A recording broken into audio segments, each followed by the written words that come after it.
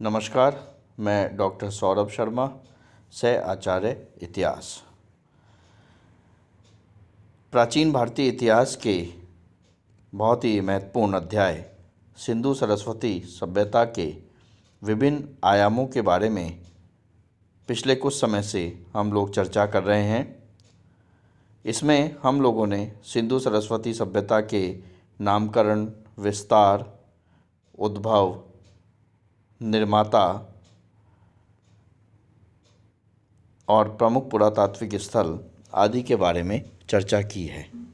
आज इससे संबंधित जिस टॉपिक का हम अध्ययन करने जा रहे हैं वो है सिंधु सरस्वती सभ्यता की सामान्य विशेषताएं। ये परीक्षा की दृष्टि से बहुत ही महत्वपूर्ण टॉपिक है। सामान्यतः इस पे प्रश्न विश्वविद्यालय एग्ज़ाम और प्रतियोगी परीक्षाओं में पूछे जाते हैं, तो इसको विशेष रूप से ये टॉपिक थोड़ा सा बड़ा है। इस दृष्टि से हमने इसे 2 या 3 भागों में बांट करके विस्तार से अध्ययन करेंगे। तो आज सबसे पहले हम सामान्य विशेषताओं में नगर नियोजन के बारे में आज विशेष रूप से चर्चा करेंगे। यदि सिंधु सरस्वती सभ्यता की सामान्य विशेषताओं के बारे में हम चर्चा करें या इससे संबंधित कोई प्रश्न आता है उसका उत्तर दें, तो सिंधु सरस्वती सभ्यता की सामान्य विशेषताओं को हमने अध्ययन की सुविधा की दृष्टि से 7 भागों में विभाजित किया है। 7 भागों के अंतर्गत हम इसका अध्ययन करने का प्रयास करेंगे। प्रथम भाग जिसको आज हम ले रहे हैं वो है नगर नियोजन एवं स्थापत्य। द्वितीय भाग सामाजिक जीवन रहेगा। तृतीय आर्थिक जीवन। चतुर्थ राजनीतिक जीवन। पंचम कला। षष्ठ लिपि और सप्तम विज्ञान एवं तकनीक। इस प्रकार से जो पूरा टॉपिक है सामान्य विशेषताएं सिंधु सरस्वती सभ्यता की, इसको हमने 7 भागों में विभाजित किया है, जिसका पहला भाग आज हम देखेंगे नगर नियोजन एवं स्थापत्य के संदर्भ में। यदि सिंधु सरस्वती सभ्यता के नगर नियोजन के बारे में बात की जाए तो सिंधु सभ्यता की यह एक अनूठी विशेषता थी कि यहाँ पर सुनियोजित नगरों का निर्माण होता है। जहाँ जहाँ भी इस सभ्यता से संबंधित उत्खननों से हमें नगरों की जानकारी मिली है वे सभी सुनियोजित तरीके से बसाए गए हैं।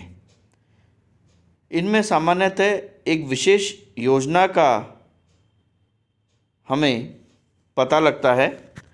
जैसे प्रत्येक नगर 2 भागों में विभाजित होता था, पश्चिमी भाग और पूर्वी भाग। पश्चिमी भाग जो होता था वो ऊंचे चबूतरे पर या पहाड़ी पर या कुछ ऊंचे धरातल पर बना हुआ होता था और पूर्वी भाग की अपेक्षा थोड़ा सा छोटा होता था। और ये जो पश्चिमी भाग पर ऊंचा चबूतरे पर या उच्च स्थान पर जो बना हुआ भाग है इसे गढ़ी या दुर्ग भाग के रूप में परिभाषित किया गया है। यानी इसे गढ़ी या दुर्ग भाग के रूप में हम लोग जानते हैं। गढ़ी के बारे में ये कहा जाता है, गढ़ी या दुर्ग भाग या ये जो पश्चिमी भाग है जो कि ऊंचे स्थल पर बना है, इसके बारे में ये कहा जाता है कि यहाँ संभवतः पुरोहित अथवा शासक का निवास होता था। यानी जो भी उस समय की अभी तक राजनीतिक दृष्टि से पूरी तरह से पता नहीं चला है कि शासक वर्ग कौन होता था या कौन सत्ता को संभालते थे वहाँ पे या कौन जिम्मेदार होते थे सत्ता के लिए, लेकिन ऐसा अवश्य है कि गढ़ी या ये महत्वपूर्ण भाग था जो उच्च धरातल पर बना हुआ था और इसमें या तो पुरोहित वर्ग या शासक वर्ग जो भी उस समय के प्रभावशाली वर्ग थे वो निवास किया करते होंगे। और एक विशेषता यह भी है कि सार्वजनिक महत्व के जो भी बड़े जो भी बड़े हमें स्थान प्राप्त हुए हैं वे सभी गढ़ी से प्राप्त होते हैं। यानी चाहे वो हमने देखा था विशाल अन्नागार हो जो कि हड़प्पा से मिला है, या मोहनजोदड़ो से मिला विशाल स्नानागार हो, या और भी सार्वजनिक स्थल की अग्निवेदियाँ हैं, यज्ञ प्रणाली के जैसे हमें पता लगता है। ये सभी जो है महत्वपूर्ण जो भी स्थल हैं, जो महत्वपूर्ण सार्वजनिक महत्व के स्थल हैं, वो सभी हमें गढ़ी से प्राप्त होते हैं। इस गढ़ी क्षेत्र के चारों ओर ईंटों से बड़ी हुई मोटी दीवार भी मिलती है जिसमें बुर्ज और परकोटे बने हुए होते थे। इस दीवार को सुरक्षा प्राचीर के नाम से जाना जा सकता है। यानी जैसा कि हम आज जो मध्यकालीन महल हैं उनके चारों तरफ हम देखते हैं कि सुरक्षा प्राचीर या दीवार मिलती है सुरक्षा की दृष्टि से, उसी प्रकार की सुरक्षा प्राचीर या मोटी दीवार जो कि ईंटों से बनी हुई है गढ़ी क्षेत्र के चारों ओर, वो भी हमें सामान्यतः प्राप्त होती है। और विशेषता यह है कि इस दीवार में बुर्ज और परकोटे भी बने हुए हैं। इसके अतिरिक्त सुरक्षा की दृष्टि से इस सुरक्षा प्राचीर या गढ़ी के बाहर की तरफ चारों ओर खाई बनाने का भी प्रचलन था। यानी एक खाई भी मिलती है जो कि गढ़ी क्षेत्र के चारों ओर बनाई जाती थी, सामान्यतः ये प्राप्त होती है। इसका ये ऐसा अनुमान लगाया जाता है या ऐसा माना गया है कि सुरक्षा की दृष्टि से इस खाई को खोदा जाता था। पूर्वी भाग अपेक्षाकृत नीचे के धरातल पर प्राप्त होता था जो कि नगर भाग कहलाता था।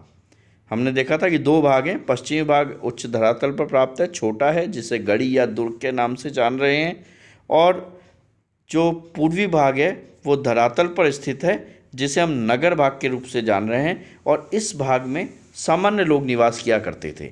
यानी जो सामान्य श्रमिक और मजदूर वर्ग के लोग हैं वे सामान्यतः इस वर्ग में यहाँ पर नगर भाग में निवास किया करते थे। नगर भाग भी एक पूर्व योजना के आधार पर निर्मित किए जाते थे। सड़क योजना। नगर भाग में हमें सड़कों के बारे में पता लगता है कि वहाँ पर किस प्रकार की सड़कें होती थी।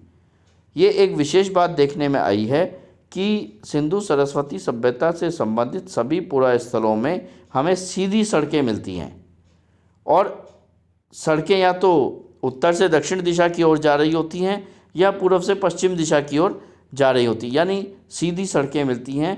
कहीं पर भी टेढ़ी मेढ़ी या घुमावदार सड़कें प्राप्त नहीं होती हैं, और सभी सड़कें एक दूसरे को समकोण पर काटती हैं। यानी आप यदि देखें तो एक सड़क जो पूर्व से पश्चिम की ओर जा रही है और दूसरी सड़क जो उत्तर से दक्षिण की ओर जा रही है, जहाँ वो एक दूसरे को काट रही है वहाँ पर 90 डिग्री का कोण या समकोण प्राप्त होता है। इस प्रकार यदि हम देखें तो संपूर्ण जो नगर क्षेत्र था वो एक वर्गाकार या आयताकार खंडों में विभक्त हो जाता है। यानी कई वर्गाकार और आयताकार खंड यहाँ पर इन सड़कों से काटे हुए बन जाते हैं। सड़कों का निर्माण मिट्टी का किया जाता था, मिट्टी की ये सड़कें बनती हैं। और जिस प्रकार से हम देखते हैं कि विभिन्न खंड उत्तर से दक्षिण की ओर जाने वाली और पूर्व से पश्चिम की ओर जाने वाली सड़कें एक दूसरे को काटती हैं समकोण पर, और बहुत सारे खंड बनते हैं, तो एक जालीनुमा सी संरचना हमें प्राप्त होती है। जैसे और जालीनुमा सी जो ये संरचना प्राप्त होती है इसको ग्रिड पैटर्न कहते हैं।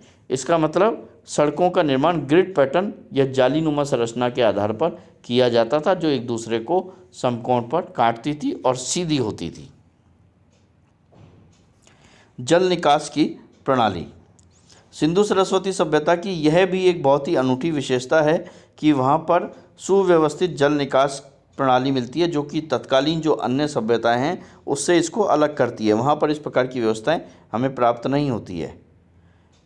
अब ये जल निकास प्रणाली की बात करें तो घर के जो कमरे हैं, रसोई घर है, स्नान घर है आदि से नालियाँ बनाई जाती थी, निकास नालियाँ बनाई जाती थी जो एक बड़ी नाली में जाकर के मिलती थी। और विभिन्न घरों से निकली ये बड़ी नाली जो होती थी वो अंततः एक सार्वजनिक नाली में मिलती थी जो कि बाहर की ओर बहती थी। यानी घरों के कमरे, रसोई, स्नानघर आदि जहाँ से भी छोटी छोटी नालियाँ मिलके वो घर की एक बड़ी नाली में जा रही हैं, और सभी घरों की बड़ी नालियाँ जाकर के एक सार्वजनिक नाली में मिल रही है, जिससे जल निकास की व्यवस्था रहे। जो चौड़ी नालियाँ होती थी उनको पाटने के लिए कहीं कहीं पर बड़ी बड़ी ईंटों का प्रयोग किया गया है, या कहीं कहीं पर पत्थरों का प्रयोग होता था, जिससे उनको ढका जा सके।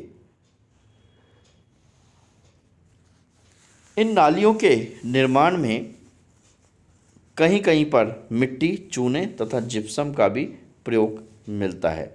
यानी नालियों को ईंटों की सहायता से बनाया जाता था और उसमें मिट्टी, चूने और जिप्सम की सहायता से उन ईंटों को जोड़ा जाता था। सड़कों की नालियों में नरमुखे या मेन होल भी बनाए मिलते हैं, जो कि आजकल हम देख सकते हैं। जिस प्रकार से मेन होल होते हैं, इस प्रकार से सड़कों पर जो नालियाँ बनी हुई थी वहाँ पे मेन होल भी मिलते हैं, जिनको नरमुखे के नाम से जाना जाता है। इसके अतिरिक्त नालियों के बीच बीच में शोषगर्त भी मिलते हैं। यानी शोषगर्त कुछ इस प्रकार की व्यवस्था है कि नालियों के बीच बीच में थोड़ा सा नीचे करके गड्ढा बना दिया जाता था, जिससे जो नाली में आने वाला कचरा है वो उस गड्ढे में समा जाए और पानी जो है, साफ़ पानी आगे बहता चला जाए, जिससे नाली में कहीं अवरोध उत्पन्न नहीं हो और नालियाँ रुके नहीं। इस दृष्टि से जगह जगह पे शोष गर्त बनाए जाते थे, और जब सफाई करनी होती थी नाली की तो इन गड्ढों में से कचरा निकाल दिया जाता था। तो इस प्रकार से जगह जगह पर शोष गर्तों का भी निर्माण का हमें प्रमाण मिलते हैं। घरों का निर्माण। सिंधु सरस्वती सभ्यता में घरों का जो निर्माण होता था उसमें कोई बहुत ज़्यादा अलंकरण और विविधता नहीं दिखती है। सामान्य रूप से सभी घर एक ही प्रकार से बनाए जाते थे, उनमें एक रूपता थी। हालांकि उनकी जो ये एक रूपता है उसकी स्टुअर्ट पिगट नामक विद्वान ने बड़ी आलोचना की है, और उसने ये कहा है कि यहाँ के लोग अत्यधिक परंपरावादी थे। यानी वो किसी भी तरह के परिवर्तन को स्वीकारते नहीं थे। इस कारण जो जैसा चल रहा है उसको वैसा ही करते चले जाते थे। इसी कारण उनके घर जो हैं सभी के एक रूपता लिए हुए हैं, उनमें कोई अलंकरण या विविधता नहीं है। घरों को हम देखें तो घर पर्याप्त रूप से बड़े बड़े घर यहाँ पर नज़र आते हैं। वर्षा और बाढ़ के पानी से घर सुरक्षित रहें, इस दृष्टि से मकानों को ऊंचे चबूतरों पर बनाया जाता था। यानी धरातल से कुछ ऊंचा चबूतरा उठा करके उस पर घरों का निर्माण किया जाता था। घरों के मध्य में आंगन होता था। जैसा कि अभी भी हम देखें तो हमारे जो ग्रामीण क्षेत्र में जिस प्रकार के घर मिलते हैं, इसी प्रकार के घर सिंधु सरस्वती सभ्यता से प्राप्त होते हैं। यानी घर के मध्य में एक खुला आंगन होता है और आंगन के ही एक कोने में भोजन बनाने का प्रबंध होता है, और इर्द गिर्द पर 4 या 5 कमरे बने हुए होते हैं। प्रत्येक घर में एक स्नानागार है और पानी की निकासी के लिए नालियों का प्रबंध भी है। कुछ बड़े घर ऐसे भी मिले हैं वहाँ से जिन पर हम देखते हैं कुएं भी होते थे, यानी घरों के अंदर ही कुएं भी थे। सुरक्षा की दृष्टि से मकानों के जो अधिकांश दरवाजे और खिड़कियां थे वे मुख्य सड़क की ओर नहीं खुलते थे, बाहर सड़क की ओर ना खुल करके अब गलियों में खुला करते थे। शायद ये सुरक्षा की दृष्टि से किया जाता था। दरवाजे दीवार के मध्य में नहीं होकर के एक किनारे पर होते थे और लकड़ी के बने हुए होते थे। सिंधु सभ्यता की एक सबसे बड़ी विशेषता आप कह सकते हैं घर निर्माण के संदर्भ में, कि घरों के जो भवनों का जो निर्माण किया गया है उसमें पकाई गई ईंटों का, यानी ईंटों को पका करके उनका प्रयोग किया गया, यानी उन्हें मजबूती प्रदान करने के लिए उन्हें पकाया गया है। ये जो विशेषता है उसे समकालीन जो अन्य सभ्यता है मेसोपोटामिया और मिस्र की सभ्यता से पृथक करता है। मेसोपोटामिया में तो पकाई गई ईंटों का प्रयोग के साक्ष्य मिलते ही नहीं हैं, और मिस्र की सभ्यता में भी बहुत ही सीमित मात्रा में पकाई गई ईंटों का प्रयोग मिलता है। सिंधु सभ्यता की एक विशेष बात ईंटों की दृष्टि से और देखने में आती है कि ईंटों का मानकीकरण मिलता है। मानकीकरण से अभिप्राय है कि सिंधु सभ्यता इतने विशाल क्षेत्रफल में फैली हुई, हमने देखा था करीब 15 लाख स्क्वायर